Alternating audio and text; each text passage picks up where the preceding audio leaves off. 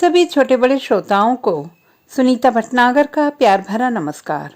Audio stories के हमारे channel कहानी जगत में आप सभी का स्वागत है। हिंदी कहानियों की श्रृंखला में आइए आज सुनते हैं अज्ञेय जी द्वारा रचित कहानी मनसो। जब उस दिन एक विचित्र विस्मय से भरकर अपने झोंपड़े के द्वार पर आते ही मैंने अपने हाथों को हथकड़ियों में बंधे पाया, तब उस अनहोनी यद्यपि चिर अपेक्षित घटना के दबाव के बीच में भी मैंने यह सोचा था कि इस विघ्न द्वारा कुछ पूर्ण हो गया है, कुछ ऐसा जिसका और कोई अंत में सोच ही नहीं पाता था। पर आज इतने दिन बाद तुम्हारे संबंध में एक दूरस्थ भाव हृदय में जमा कर जब मैं अपने उस दिन के विचारों को लिखने बैठा हूँ, तब ये सोच सोचकर मेरी आंखों में आंसू आ जाते हैं कि मैं तुम्हारे संबंध में जो कुछ लिख रहा हूँ, जो कुछ लिखूंगा, वह कभी तुम जान नहीं पाओगी। तुम्हें कभी यह ज्ञात भी नहीं होगा कि मैंने तुम्हारे बारे में कुछ लिखा, कभी कुछ सोचा भी। मनसो जब ऐसा ही है, तब वे सारे विचार, यह सारा एकाग्र चिंतन, यह लिखना, यह सौंदर्य को घेर घेर कर इकट्ठा करने की चेष्टा, ये निरंतर खोज और यह अप्राप्ति के प्रति विद्रोह, ये सब कितने व्यर्थ हैं। यदि मैं अपने को विश्वास दिला सकता कि मैं जो लिख रहा हूँ, जो निर्माण कर रहा हूँ, वह कला की वस्तु है और इसलिए मेरे व्यक्तिगत जीवन से अलग है, तब शायद मैं लिख सकता। पर वह झूठ है, मैं जानता हूँ वह झूठ है। यह कला नहीं है, यह सार्वलौकिक वस्तु नहीं है। यह है मेरी घोर व्यक्तिगत व्यथा, जिसे दोबारा भुगत कर मैं चाह रहा हूँ भूत को जिला लेना, एक धुंधले चित्र में नई दीप्ति और नया जीवन डाल देना, यह जानते हुए भी कि यह चेष्टा ही व्यर्थ है। मैं विवश हूँ। जब जब इस चेष्टा की निरर्थकता जानकर मेरे प्राण रो उठते हैं, तभी कविता की दो एक पंक्तियां मेरे मस्तिष्क में फिर जाती हैं और उन्हें गुनगुनाते हुए मुझे फिर भ्रम हो जाता है कि एक धुंधला सा चित्र मेरे आगे खड़ा है और मेरे स्पर्श मात्र से जी उठेगा और मैं आत्मविस्मृत होकर तत्काल आगे हाथ बढ़ा देता हूँ। Spirit of sadness in the spheres, is there an end of mortal tears? Or is there still in those great eyes that look of lonely hills and skies? ओ विषाद की आत्मा, इस लोक में मानवीय आंसुओं का कोई अंत भी है, अथवा कि उन विशाल आंखों में अब भी वैसी ही एकाकी पहाड़ियां और सूने आकाश झांकते हैं। मुझे अभी याद है, उन दिनों में एक दिन मैं तुम्हें अपने दृष्टिपथ से जाते देखकर तुम्हारा वह वन्य सौंदर्य, तुम्हारी आंखों की अतल नीलिमा देखकर सोचकर रो उठा था कि सौंदर्य की जिस प्रकार की अनुभूति मैं कर सकता हूँ, जिसके लिए मेरे पास इतने साधन हैं, उस प्रकार की अनुभूति तुम्हें कभी प्राप्त नहीं हो सकती, क्योंकि वे साधन तुम्हारे पास हैं ही नहीं और ना ही होंगे। कालिदास और शैली, रेफेल और रोजेटी, हमारी संस्कृति की असंख्य सौंदर्य अनुभूतियां तुम्हारे जीवन क्षितिज से परे हैं और रहेंगी। हम तुम्हारे विवश उपासक रहेंगे, किंतु तुम वही सरल, स्वच्छंद, अछूती वन्य मनसो ही रह जाओगी, एक ओछी पहाड़ी झील की तरह, जिसके उथले किंतु स्वच्छ शांत मुकुर में जहां तल के कंकर पत्थर दिख जाते हैं, वहां आकाश का अबाध विस्तार और शरतकालीन मेघपुंजों की रहस्यमयी गति भी प्रतिबिंबित होती रहती है। पर यह शायद मेरा मिथ्या दर्प मात्र है। संभवतः तुम में भी उसी दर्जे की अनुभूति क्षमता थी, पर उन वस्तुओं के संबंध में नहीं थी। नहीं तो ये कैसे होता कि उस दिन तुम्हारी आंखें एकाएक ऊपर उठकर मेरी दृष्टि को ललकार कर पूछती, परदेसी, कभी तुमने? महेश जिस झोंपड़े में छिपकर अपने दिन बिता रहा था, वह पहाड़ के उतार में एक बड़ी सी चट्टान की आड़ में बना हुआ था। किसी जमाने में वह शायद गुर्जरों ने गाय बांधने के लिए बनाया था, किंतु बाद में जब वह जमीन किसी राजपूत के हाथ में आ गई थी, तब उसने उसी को लीप पोत कर किराए पर देने लायक झोंपड़े में परिवर्तित कर दिया था। उस समय उसे एक और राजपूत ने किराए पर लिया हुआ था और अपने को दीन मलिन वस्त्रों में छिपाए हुए महेश इसी राजपूत की नौकरी में यहाँ रहा करता था, उसकी भूमि के रक्षक मात्र की हैसियत से। उसे काम कुछ नहीं था। अतः यही उसका सबसे बड़ा काम था कि सोचे क्या करे। वह झोंपड़े के तंग और नीचे दरवाजे में बैठ जाता और कुछ नीचे जाते हुए श्वेत पहाड़ी पथ की ओर या तलहटी के पार वाले पहाड़ के अंक में एक स्वर रोते हुए या हंसते हुए या गाते हुए छोटे झरने की ओर देखा करता। कभी एकाएक उसकी इच्छा होती कि कुछ गाए, किंतु पहाड़ी गीत न जानने के कारण अपना भेद खुल जाने के डर से वह चुपचाप रह जाता। इसी डर से वह कुछ पढ़ लिख भी नहीं सकता था। वह वहीं चुपचाप आंखों वाले अंधे और जुबान वाले गूंगे की तरह बैठा रहता। उसके मन में अस्फुट कविता की अधूरी पंक्तियां दौड़ा करती या कहां की स्मृतियां, और उसे शोभ होता है कि उसका जीवन कितना सूना है। आज ही नहीं, सदा से कितना सूना रहा है। हाँ, तो वह उस श्वेत पहाड़ी पथ की ओर स्थिर दृष्टि से देखा करता था।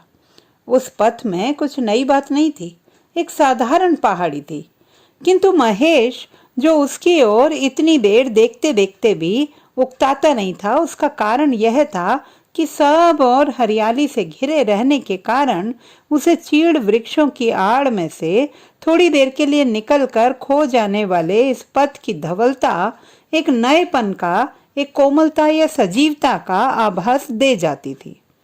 महेश को मानो जान पड़ता था कि वह पथ उसी के जीवन का प्रतिबिंब है, प्रतिकूल अवस्थाओं में घिरा हुआ, किंतु क्षण भर के लिए उस आच्छादन को काट कर प्रकट और दैदीप्यमान। कुछ दिनों तक यही एकमात्र कारण था। फिर एक दिन एकाएक महेश ने जाना, जो यह महत्वपूर्ण घटनाएं घटित होती हैं उनका पूर्वाभास नहीं मिलता। लोक श्रुति चाहे जो कहे, जिस क्षण ने उसके जीवन की स्वीकृतिमय थकान को एक उग्र उत्कंठित प्रतीक्षा में बदल दिया, उसका कोई आभास महेश को पहले नहीं मिला। महेश न जाने क्या क्या सोचते सोचते थक गया था। उसका सिर मानो घूम रहा था। वह दरवाजे से उठकर भीतर जाने को ही था कि उसने देखा, आकस्मिक अनुभूति घटनाक्रम को उलट पुलट कर देती है। उस समय महेश की स्मृति में जो चित्र जम गया वह था केवल यों चौंक कर ऊपर उठी हुई आंखें। किंतु आंखें कैसी? महेश जानता है कि जिस समय वह पहले पहले पथ पर दिखी, उसका सिर झुका हुआ था, क्योंकि उसने एक कंधे और ग्रीवा बैंक के ऊपर एक घड़ा टेका हुआ था और दूसरे कंधे पर उसके सिर को ढकने वाला काला और बोझल रुमाल लटक रहा था। यह तो बाद में हुआ था कि शायद महेश की कोई आहट पाकर उसने क्षण के अंश भर रुककर चौंकी हुई दृष्टि से ऊपर देखा था और फिर महेश की उत्कंठित दृष्टि के आगे सिमटकर जल्दी से आगे बढ़ गई थी। वह सब ऐतिहासिक दृष्टि से बिल्कुल ठीक और अनुक्रमिक है, पर वे आंखें, उस सारे चित्र का केंद्र वे ही हैं। वैसे ही जैसे चंद्रोदय के समय उसकी पूर्व ज्योति पर्वतों की रजत रेखा चित्रित करती हुई प्रथम किरणों, खिल उठने वाले बादल, तारों की क्रमशः छिप जाने वाली झिलमिल कंपन, सब ऐतिहासिक क्रमबद्ध सत्य होकर भी उदय के प्रकांड मुग्धकारी सत्य के आगे कुछ नहीं रहते। उस समय नहीं रहते, केवल बाद में धीरे धीरे चोरों की तरह चित्र में अपने अपने स्थान पर आ विराजते हैं। आंखें देखती हैं, मन परखता है, वाणी कहती है। इन तीनों की शक्तियां अलग अलग क्षमता रखती हैं। अतः उसकी आंखों का वर्णन ऐसा करना कि दूसरा उन्हें चित्रित कर सके असंभव है। बर्न जोन्स के चित्र देखने से जान पड़ता है उसके हृदय में ऐसी ही किन्हीं आंखों ने स्थान पाया होगा, जिन्हें चित्रित करने में उसने जीवन बिता दिया। किंतु यदि मनसो की आंखों को उसने देखा होता तो वह अवश्य कह उठता, यह है वह अवर्ण्य सत्य जिसे मैं नहीं पा सका हूं। महेश ने सोचा, उसका जीवन उतना सूना नहीं है जितना उसने समझा था। उसके जीवन में प्रकट हुई एक नई उत्कंठा, अस्तित्व मात्र के प्रति एक ममत्व, एक आग्रह, एक प्यास उसके दिन पहले की अपेक्षा छोटे हो गए। कितने छोटे और कितने सरल। एक क्षण तक प्रतीक्षा, उसके बाद उस क्षण का चिंतन, बस यही तो थी उसकी दिनचर्या। पर ईश्वर की बुद्धिमत्ता का यद्यपि स्वयं ईश्वरवादी इसका घोर विरोध करेंगे, पर सबसे अच्छा प्रमाण है मानव हृदय का असंतोष, तृप्ति की असंभाविता। यदि एक बार पाकर ही हम संतुष्ट हो जाते तो कुछ दिन में संसार जड़ होकर नष्ट हो जाता। निरंतर भूख, निरंतर मांग, निरंतर प्राप्ति, निरंतर वृद्धिगत भूख, यही जीवन का अनिवार्य और नितांत आवश्यक क्रम है। नित्य ही वह प्रतीक्षा, वह आकस्मिक चौंकी हुई ऊपर उठी हुई दृष्टि, वह आंखों का मिलन, वह क्षणिक क्या, एक अनैच्छिक किंतु सचेतन स्थिर मुद्रा, उसके बाद एक त्वर गति कपकपी सी और काले रुमाल का अवगुंठन और कंधे पर रखे हुए घड़े की ओट, कभी शायद वेणी में बंधे हुए छोटे से घुंघरू का बहुत हल्का सा रुंझुन। यह सब अभी तक आकस्मिक ही था, किंतु शायद नित्य होने के कारण इसकी आकस्मिकता पुरानी हो गई थी।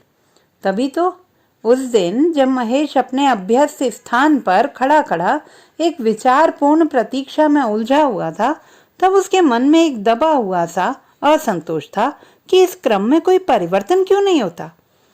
वह अपने सामने की पर्वतमाला, स्वच्छ आकाश, जिसकी स्वच्छता को बादल का एक छोटा सा टुकड़ा मानो अधिक मुखर कर रहा था, उसमें उड़ते हुए एक विशालकाय गरुड़, सामने के छोटे से झरने और चीड़ों की छाया में जड़े हुए उस पथ के टुकड़े को देखकर एक विचित्र आत्म विस्मृति के भाव मनसों को संबोधित करके कह रहा था, यह सारी पर्वतमाला तुम्हारी है, यह सारा प्रदेश, यह सारा बिखरा सौंदर्य मेरे लिए है तो केवल यह छोटा सा द्वार, यह निर्जन प्रांत का छोटा सा टुकड़ा, वह एक रेखा जो पथ की धवल रेतीली धूल पर तुम्हारे पैरों की छाप से बन जाती है और जिसे तुम्हारे कंधे पर के घड़े से छलका हुआ पानी बूंद बूंद करके धो जाता है। मैं भागा हुआ कैदी तुम्हारी इस विशाल सुंदर सृष्टि में आकर भी अपनी उस छोटी सी कैद में से भाग नहीं पाता। तभी वह आई, वह नित्य वाला क्रम फिर हुआ। महेश एक विस्मृति से जागकर दूसरी विस्मृति में खो गया और फिर क्षण भर में ही जाग पड़ा। उसके मन में अपने ही विचार के उत्तर में एक प्रश्न उठा, क्यों नहीं भाग पाता? और वह अकारण खिलखिलाकर हंस पड़ा। उसने स्वयं नहीं जाना, कभी नहीं, कभी भी नहीं जाना कि क्यों। उसने घूमकर रुमाल उठाकर महेश की ओर देखा और उसकी हंसी का कारण न जानकर भी उसकी बिल्कुल स्वच्छ सरलता का अनुभव करके विवश होकर मुस्कुरा दी। महेश ने किसी तरह पूछा, तुम्हारा नाम क्या है? यह उसे प्रश्न पूछने के बाद ध्यान आया कि उसका हृदय किस अनभ्यस्त गति से धड़क रहा है। उसने कहा, मनसो। उसकी आवाज में रस से बढ़कर कुछ एक अजीब कंपन सा था जो वय संधि की भर्राई हुई ध्वनि के सम्मिश्रण से और अधिक आकर्षक हो गया था। वह आगे बढ़ने लगी। संस्कृति की परिचय प्रथा के अभ्यस्त महेश ने शायद आशा की थी कि मनसो अपना नाम बताकर पूछेगी, और तुम्हारा? पर जब वैसा नहीं हुआ तो महेश ने कहा, मेरा नाम है दाता। दाता ही वह नाम था जिसकी आड़ में उसने उस समय अपने को छिपाया हुआ था। महेश ने जब फिर घूमकर देखा, अभी उसकी मुस्कुराहट गई नहीं थी। वह थोड़ी देर स्थिर दृष्टि से महेश की ओर देखती रही, इतनी स्थिर दृष्टि से कि महेश स्तब्ध होकर अपने दिल की धड़कन गिनने लगा। 1, 2, 3, 4। फिर वह खिलखिलाकर हंस पड़ी, बोली, मुझे क्या? और जल्दी से घूमकर रुमाल से अपना मुंह छिपाकर पहले से अधिक मुखर स्वर से घुंघरू रुंझुना कर चली गई। कुछ देर तक मनसो के उस प्रश्न की कोई प्रतिक्रिया नहीं हुई, किंतु उसके बाद ही वह आई एक बवंडर की तरह, जो इस नई घटना की नूतनता को भी उड़ा ले गया और हूल हूल कर एक ही प्रश्न उसके कानों में, मस्तिष्क में, समूचे शरीर, समूचे संसार में ध्वनित करने लगा, मुझे क्या, मुझे क्या, मुझे क्या? हाँ, तुम्हें क्या? महेश कौन है या दाता कौन है? किस संसार का वासी है? किस संस्कृति का प्रतिनिधि? तुम्हें क्या? किसका शत्रु है, किसका मित्र? किससे लड़ता है, किससे भागता है? किसका सखा है, किसका प्रतिस्पर्धी? किसका विरोधी, किसका प्रेमी, तुम्हें क्या? कविता से तुम्हें क्या? कला से तुम्हें क्या? बनजौल से तुम्हें क्या? अवर्ण्य आंखों और दिव्य सौंदर्य अनुभूति से भी तुम्हें क्या? पर क्यों नहीं तुम्हें कुछ? क्यों? कैसे? किस अधिकार में तुम जीवन की पुकार से परे, सौंदर्य की अनुभूति से परे, आंतरिक न्यूनता की प्यासी रिक्तता से परे? तुम्हें जानना होगा, मानना होगा, झुकना होगा उसकी प्रेरणा के आगे, उसी प्रेरणा के जो क्या? जो हमारे विश्व के स्थायित्व का मूल है, जो उसे बनाए रखता ही नहीं, चलाता भी है, वह अप्रतिहत आकर्षण। महेश धीरे धीरे कुछ गुनगुनाने लगा और सोचने लगा, क्या कभी मनुष्यों के जीवन में ऐसा क्षण नहीं आएगा जब वह लौट कर देखेगी नहीं, किसी वस्तु की कमी पाकर परिताप करेगी कि क्यों नहीं, जब समय था तब उसने स्मृतियों का भंडार भर लिया। फिर उसे ध्यान आया, क्या वही एक है जो उस भंडार को भर सकता है? क्या उसी की, उस भागे हुए कैदी की स्मृति ही एक ऐसी वस्तु है जो मनुष्यों के जीवन में मूल्यवान हो सकती है? और यह विराट सौंदर्य, ये प्रकट और अप्रकट निधियां उसके लिए कुछ भी मायने नहीं रखती, एक स्मृति भर भी नहीं। उसके बाद 3-4 दिन तक मनसो उस पथ पर से गई ही नहीं। महेश धीरे धीरे कुछ गुनगुनाने लगा और सोचने लगा कि क्या कभी मनसो के जीवन में ऐसा क्षण नहीं आएगा जब वह लौट कर देखेगी नहीं, किसी वस्तु की कमी पाकर परिताप करेगी कि क्यों नहीं, जब समय था तब उसने स्मृतियों का भंडार भर लिया। फिर उसे ध्यान आया, क्या वही एक है जो उस भंडार को भर सकता है? क्या उसी की, उस भागे हुए कैदी की स्मृति ही एक ऐसी वस्तु है जो मनुष्यों के जीवन में मूल्यवान हो सकती है? और यह विराट सौंदर्य, ये प्रकट और अप्रकट निधियां उसके लिए कुछ भी मायने नहीं रखती, एक स्मृति भर भी नहीं। उसके बाद 3-4 दिन तक मनसो उस पथ पर से गई या नहीं, महेश ने नहीं जाना, जानने की चेष्टा ही नहीं की। जड़वत झोंपड़े के मध्य में द्वार की ओर पीठ करके बैठा रहा, विशेषतः मनसो के जाने के समय के आसपास। सांझ घिरती आ रही थी।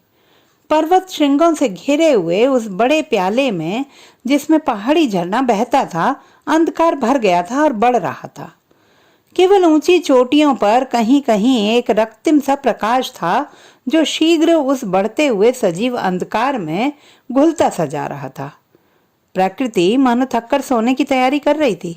केवल उसकी सांस की तरह चीड़ों में वायु की सरसर ध्वनि अनवरत होती जा रही थी। महेश का ध्यान उधर नहीं था।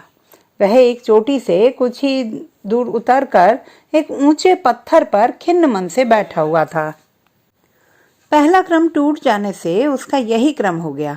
नित्य ही सांझ को यहाँ आकर बैठ जाता और अंधेरा हो आने पर धीरे धीरे उतर कर आ जाता।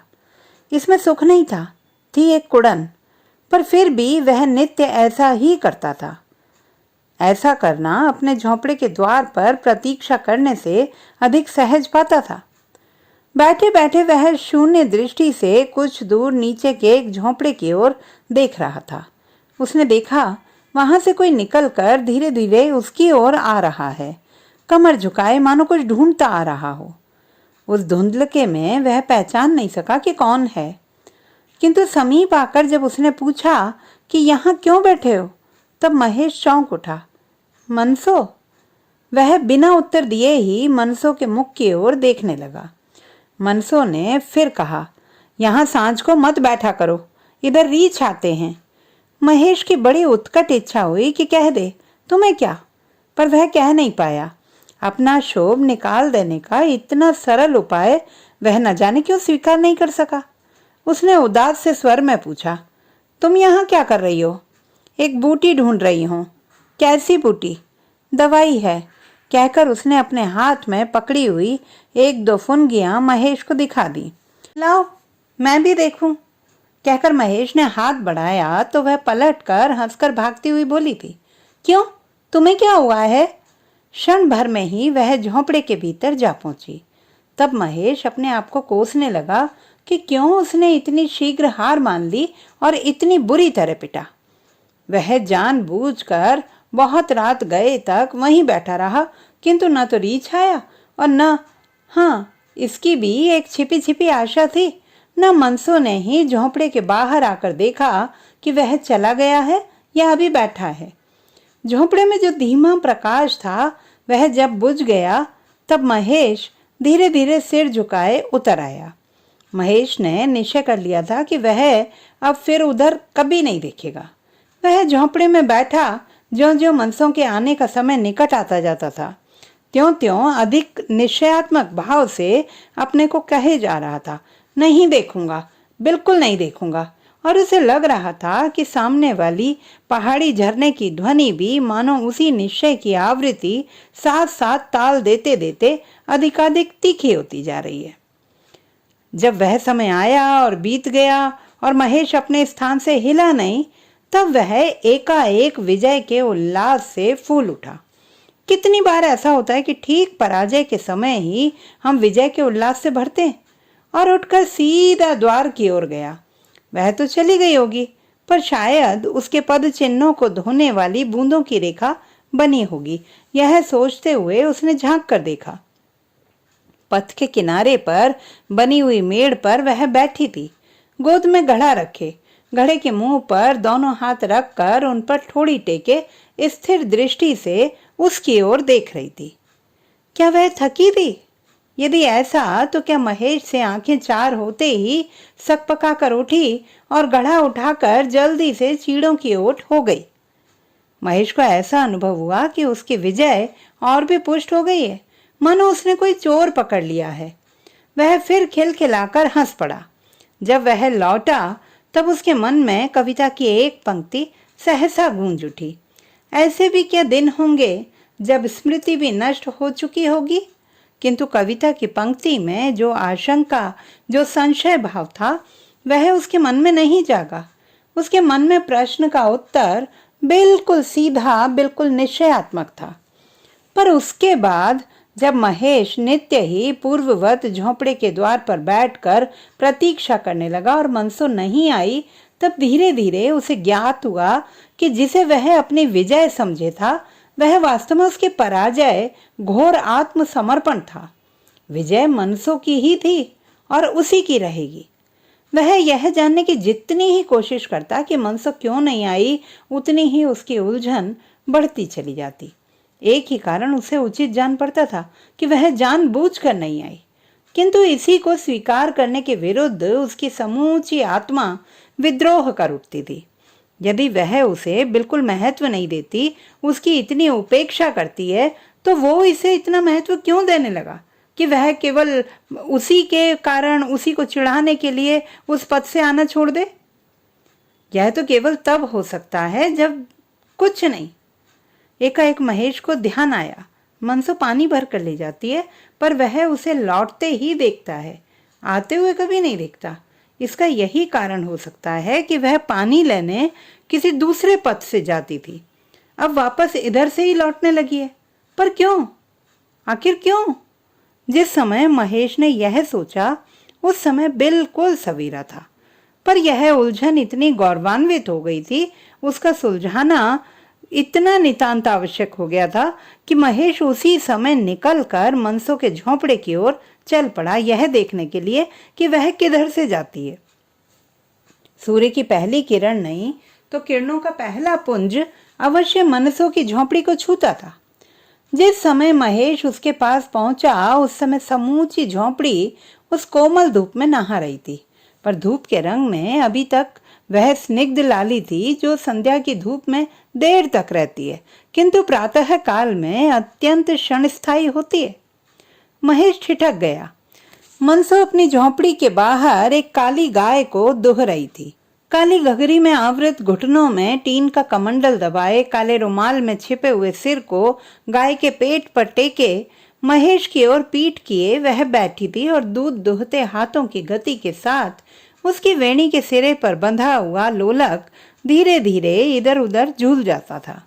उसे पता लग गया कि कोई उसे देख रहा है, क्योंकि उसने कलाई से सिर का रुमाल एक और हटाकर कनखियों से इधर देखा और महेश को देखकर सिर को गाय के पेट में और भी छिपाकर दूध दुहती रही। महेश को ऐसा लगा कि जैसे सदियों तक दुहती रही है। थोड़ी देर बाद महेश आगे बढ़ गया, सिर झुकाए, और धीरे धीरे और काफी दूर चला गया। एक चोटी पर पहुंचकर चारों ओर देखकर धप से नीचे बैठ गया और उसका मन पक्षी जो अब तक आकाश में उड़ रहा था, उतरता नहीं था, अब उत्तरोत्तर वृद्धिगत होती हुई गति से नीचे गिरने लगा, जैसे गुरुत्वाकर्षण के कारण पत्थर। महेश सोचने लगा कि वह भी मनसों को अपनी कल्पना में एक विशेष स्थान दे रहा है। वह क्या भूल कर रहा है? यदि वह चाहता है मनसो उससे वास्तविक जीवन का अंश हो, तो क्यों वह उसे कल्पना की, देवोचित आराधना की अधिकाधिक ऊंची सीढ़ी पर चढ़ाए चले जा रहा है? और यदि मनसो कल्पना की ही वस्तु है, उसके भाव संसार का कल्पना सत्य, तो क्यों वह उसे खींच खींच कर यथार्थता के घेरे में बांधने की चेष्टा कर रहा है? वह अपने को समझाने लगा, मनसो कुछ नहीं है। जो वास्तविकता है और जो उसकी कल्पित मनसो है, उसमें कुछ भी साम्य नहीं है। उसकी मनसो एक वातावरण है, एक स्वप्न है, एक छाया, जिसकी अस्पृश्यता ही उसका सौंदर्य और आकर्षण है। मनसो बाहर कहीं नहीं, उसके सामने नहीं, उसके हृदयस्थ एक चित्र है बस।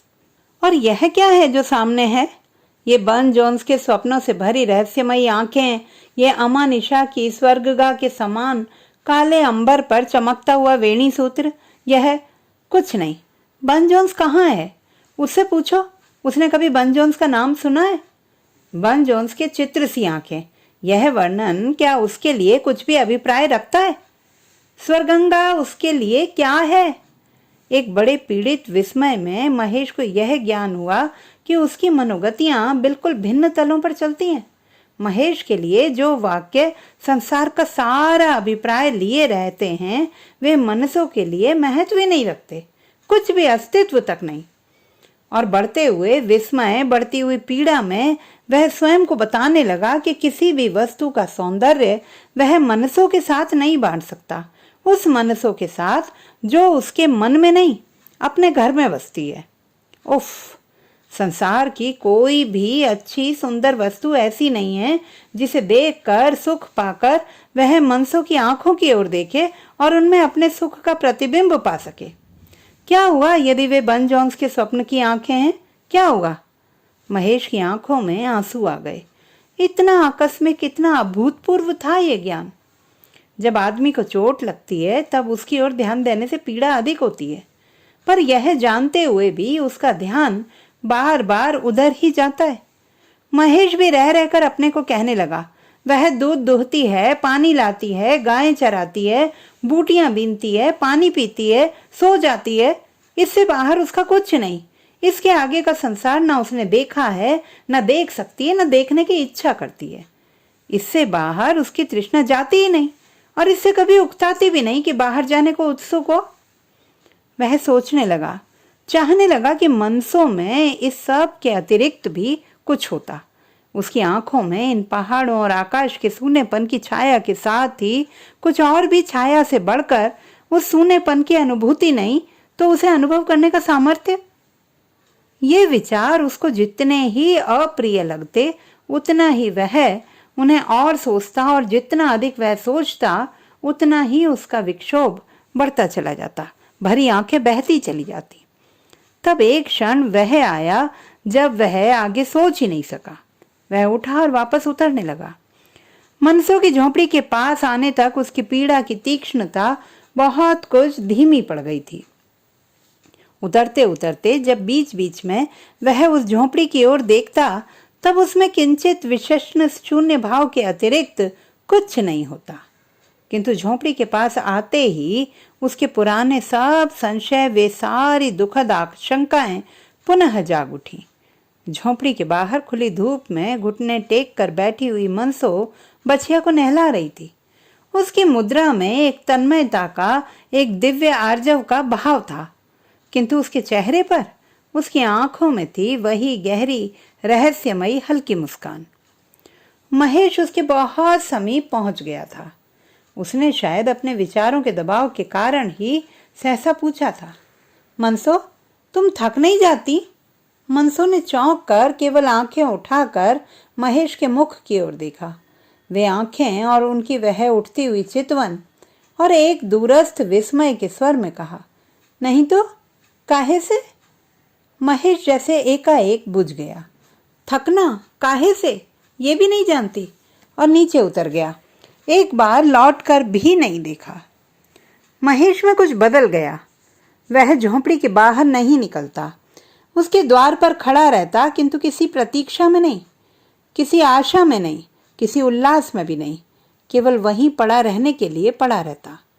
और मनसों में भी कुछ परिवर्तन हो गया था, या कम से कम उसकी चर्या में अवश्य हो गया था। जहां उसने महेश के झोंपड़े के सामने जाना छोड़ ही दिया था, वहां अब 2 बार जाने लगी थी, पानी लेने भी और लेकर वापस भी।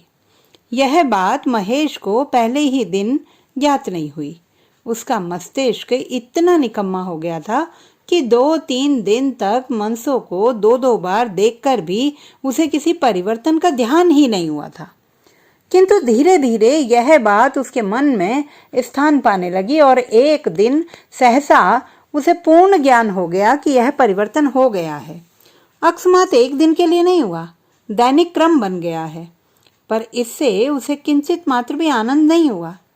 अब मनसो 2 बार उधर से जाकर भी उस स्थान विशेष पर रुकती नहीं थी, बिजली की गति से मुस्कुराती भी नहीं थी।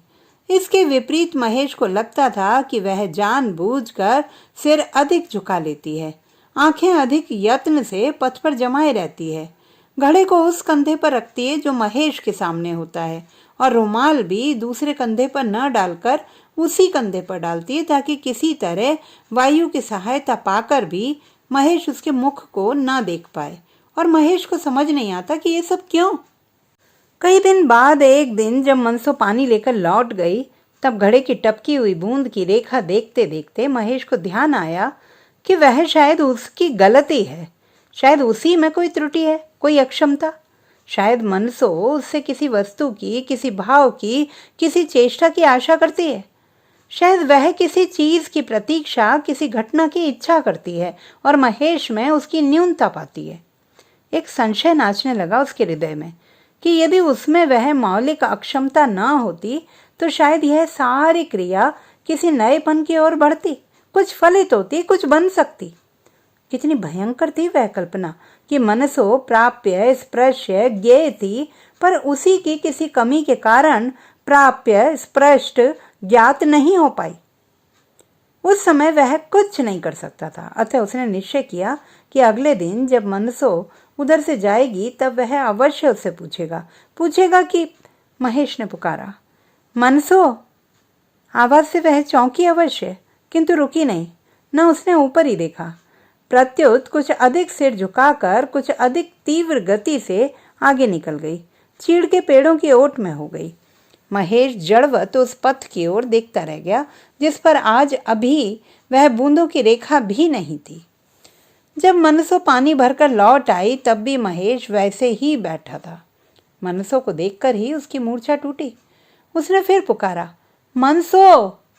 किंतु अब की बार वह परिवर्तन भी नहीं, संपूर्ण उपेक्षा, मन उसने पुकारा ही नहीं था। यद्यपि उसके स्वर में था कितना विषण्ण आग्रह। जब वह चली गई तब महेश सोचने लगा, क्यों नहीं मैंने पथ पर जाकर उसे बुलाया। पर तब तक उसके लिए बहुत देर हो चुकी थी। इस ध्यान के साथ ही साथ उसने सोचा कि यदि वह तब भी ना बोलती तो क्या उचित ही होता। ये प्राप्य, स्पर्श, मनसो, मैं तुम्हें नष्ट कर सकता हूं पर छू नहीं सकता। और इस व्यथित ज्ञान में वह अपनी असलियत को भूलकर, अपने खतरे को भूलकर, अपने आप को भूलकर, दाता से महेश होकर एक विह्वल, कंपित किंतु बहुत ऊंचे और भेदक स्वर से गाने लगा। बहुत सवेरे ही उस झरने का पता लगाकर जहां से मनसो पानी लेने आती थी, महेश उसके पास जा बैठा था और बैठा हुआ था। अनेकों विचार उसके मन में उठते थे और लीन हो जाते थे, किंतु सभी का संबंध किसी न किसी प्रकार मनसो से था और उसके आकर्षण की विह्वलता भी।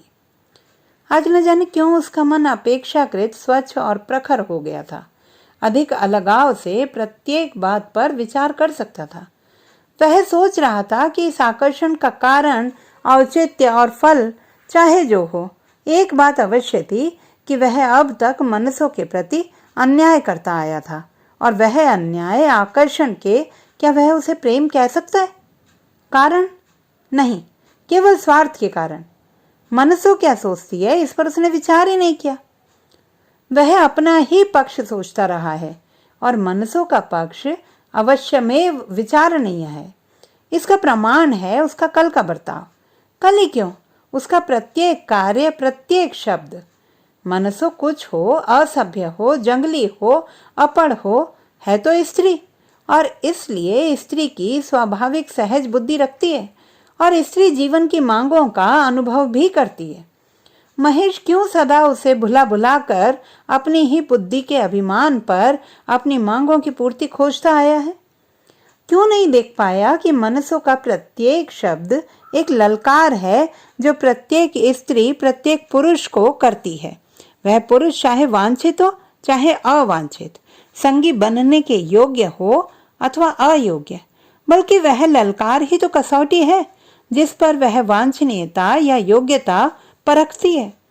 इस चिंता में वह इतना लीन था कि उसने मनसों को आते हुए देखा ही नहीं। मनसों ने आकर उसे वहां बैठे देखकर अपना घड़ा झरने की धार के नीचे टिका दिया था और दबे पांव उसके कुछ ही दूर तक आकर भूमि पर बैठ गई थी। तब भी महेश ने उसे नहीं देखा। वह चौंका तब जब मनसों ने अपनी भर्राई सी आवाज में पूछा, परदेशी, तुम इतने दुखी क्यों दिखते हो? महेश ने एक बार आंख भरकर उसकी ओर देखा। वह उस दृष्टि के आगे सिमटी नहीं, स्थिर होकर महेश की आंखों से आंखें मिलाए रही। महेश ने अनुभव किया उसमें कहीं परिताप का सा भाव है और उससे उत्पन्न एक कोमलता। इतने दुखी क्यों दिखते हो परदेशी? हाँ, क्यों? महेश अपने आप से पूछता है। क्या इसलिए कि मनसो उसकी ओर देखती नहीं? महेश चाहता है अपने को यह विश्वास दिला ले, यद्यपि वह झूठ है। तब क्यों? क्या इसलिए कि मनसो उसके प्रति कठोरता का व्यवहार करती है? हाँ, यद्यपि महेश जानता है वह भी झूठ है। तब क्या इसलिए कि महेश का निर्माण ही दुख के लिए हुआ है? हाँ हाँ हाँ, पर यह झूठ भी दूसरे दोनों की अपेक्षा अधिक समुचित नहीं है। तब महेश की बुद्धि से अधिक गहरी कोई चेतना, उसकी प्रज्ञा से अधिक विशाल कोई सत्य उसके भीतर जागता है और उसके मुख से उत्तर दिलाता है। हाँ, इसलिए दुखी दिखना बहुत सहज है। और एक विस्मय में महेश सोचता है, मनसों ने इतनी अनुभूति, इतनी सर्वग्राही विदग्धता कहाँ पाई जो उसके चितवन में व्यक्त हो रही है? उसमें इतनी संवेदना, इतनी सहानुभूति, इतना विस्तीर्ण और संपूर्ण भावैक्य है महेश के साथ। महेश को ऐसा लगता है उसका अस्तित्व ही मिट गया है। वह मनसों के भाव संसार का एक अंश हो गया है। मनसों के किसी स्वप्न का एक पर्दा उस मनसों के लिए जो स्वयं आज तक उसके स्वप्न का एक पर्दा थी। उसकी अनुभूति, उसकी चेतना, उसका अस्तित्व मनो कुचल कर उसमें से निष्कासित कर लिया जाता है और वह मनसों से एक संपूर्ण एकांत, आत्यंतिक एकत्व प्राप्त कर लेता है, कैवल्य। मनसो फिर पूछती है महेश के जाने एक असंभव प्रश्न, परदेशी, तुमने कभी प्यार किया है? और फिर कुछ महेश के गले में उठता है जो उसे वह उत्तर देने से रोकता है जो वह ऐसी परिस्थिति में देता जो सभ्यता उससे मांगती है। हाँ, इस समय वह क्या है जो उसे बाध्य करके और बिना किसी प्रकार की लज्जा या आत्मग्लानि के उत्तर दिलाता है। हाँ, अनेक बार, अनेकों दिन। फिर उसे ज्ञात होता है कि वह अपना विचार अधूरा ही कह पाया है, किंतु वह मनसों के मस्तिष्क में जाकर संपूर्ण हुआ है कि अपना भाव व्यक्त नहीं किया है, किंतु मनसो उसे समझ गई है। उसे ही नहीं, उसके आगे की असंख्य कथित और अकथित बातों को भी। तभी ऊपर कहीं से एक तीखी भयभीत सी पुकार आई, मनसो, ओ मनसो, ओ मनसो। मनसो जल्दी से उठी और घड़ा उठाकर झरने से ऊपर के चीड़ों की ओर चल दी। चीड़ों के छोर पर पहुंचकर उसने रुमाल हटाकर एक बार स्थिर दृष्टि से महेश की ओर देखा, एक बहुत दीर्घ क्षण तक। फिर ओझल हो गई चीड़ों के भीतर घुसकर, चीड़ों के झुरमुट के भीतर और महेश के जीवन से बाहर। महेश जब वहां से उठकर एक विचित्र स्निग्ध संतोष मिश्रित विस्मय का भाव लिए अपने झोंपड़े के द्वार पर पहुंचा, तब वहां 10-12 सिपाही खड़े थे। महेश ने एक बार चारों ओर देखा, फिर किंचित मुस्कुराकर दोनों हाथ बढ़ा दिए। इसको बहुत दिन हो गए हैं।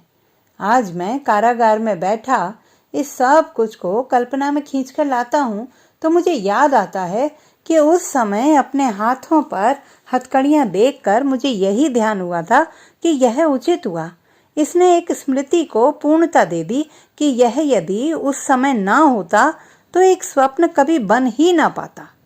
मैं सदा के लिए उसके प्रति एक अत्याचार कराता जिसका कोई प्रायश्चित नहीं होता। पर इसके साथ ही एक घोर अतृप्ति का भाव भी आया है, जो उस दूसरे से किसी भी तरह कम सच्चा नहीं है। समय के साथ अनुभव आता है, अनुभव के साथ बुद्धि, और बुद्धि के साथ जीवन के प्रत्येक कर्म और प्रत्येक भूल की तर्क संगत सफाई। पर यह छोटी सी घटना अभी तक तर्क के फंदे में नहीं फंसती। क्या इसीलिए कि वह घटना होने का गौरव पा ही नहीं सकी? एक शक्ति का बीज मात्र रह गई हो, जो अंकुरित नहीं हुआ और जो इसीलिए तर्क से सिद्ध नहीं हो सकता। एक स्मृति बची है। मैंने अनेकों बार अनेकों दिन प्यार किया है। वे सारे प्रेम एक एक करके खो गए हैं, एक बढ़ती हुई प्रणय भूख के दबाव के आगे। किंतु वह एक बार प्यार, वह क्या प्यार था? अचल बना रहा एक विचित्र उग्र लाल सामयी, किंतु फिर भी भावुकता भरी स्मृति। क्या इसीलिए कि उस स्वप्न में भी पूर्ति नहीं मिली, कि मैं उसकी एक वाक्य द्वारा हत्या नहीं कर पाया, जो कि कहे जाने के पूर्व इतना विशाल, इतना अर्थपूर्ण, इतना अतिशय गौरवान्वित होता है, और कहे जाने के बाद उतना ही निरर्थक, मैं तुम्हें प्यार करता हूं। कुछ हो? वह स्मृति बची है। एक सजीव कंपन युक्त भर्राई हुई आवाज पूछती है, तुम इतने दुखी क्यों दिखते हो? और दो रहस्य भरी आंखें, असीम संवेदना, असीम सहानुभूति, असीम आत्यंतिक भावैक्य और असीम अस्पृश्यता की दृष्टि में स्त्री हृदय की चिरंतन ललकार करती है, तुमने कभी प्यार किया है? कभी किया है? कभी किया है? कभी किया है? तो दोस्तों, ये थी हमारी आज की कहानी। आपको कैसी लगी कमेंट बॉक्स में लिखना ना भूलें। चैनल को सब्सक्राइब करें, लाइक करें और मित्रों के साथ शेयर करें।